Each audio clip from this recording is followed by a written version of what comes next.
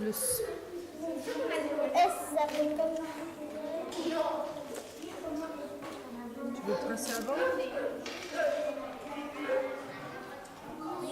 Voilà. Un beau S. Voilà.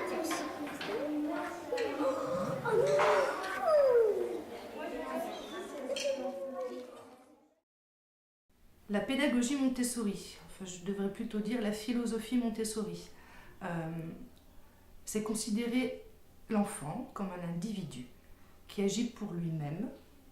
Donc, on a créé l'école depuis 9 ans maintenant.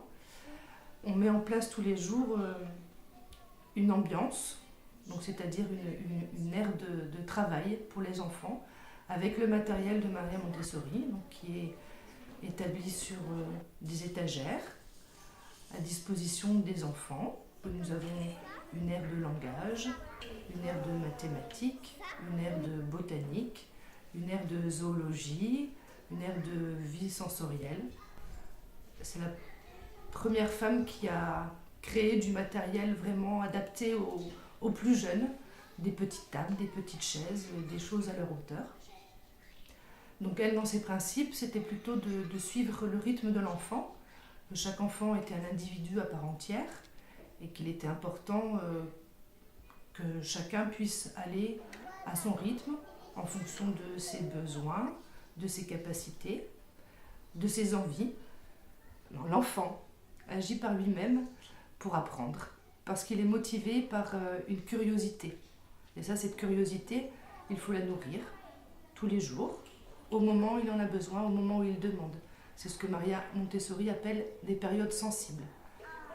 D'être à l'écoute de ces périodes sensibles, c'est d'être à l'écoute de l'enfant aussi. Et le gros travail ici à l'école, c'est d'observer. Observer là où en est l'enfant et de pouvoir le guider et l'accompagner dans cette démarche d'apprentissage.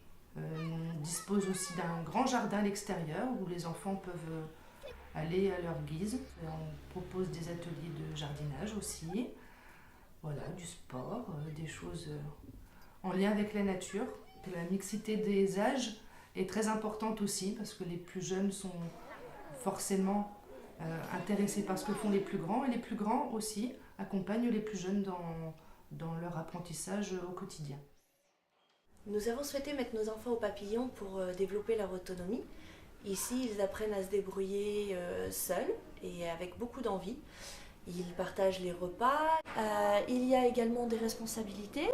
Tous les jours, ils ont des tâches à réaliser afin que tout le monde puisse travailler correctement. Alors c'est du ménage, du rangement, du jardin, voilà. Il y a également le conseil d'école qui est un élément important pour nous car ça leur permet de discuter ensemble, d'échanger, de parler des problèmes qu'ils rencontrent et ils apprennent à vivre ensemble, à négocier et à faire en sorte que tout se passe bien dans l'école.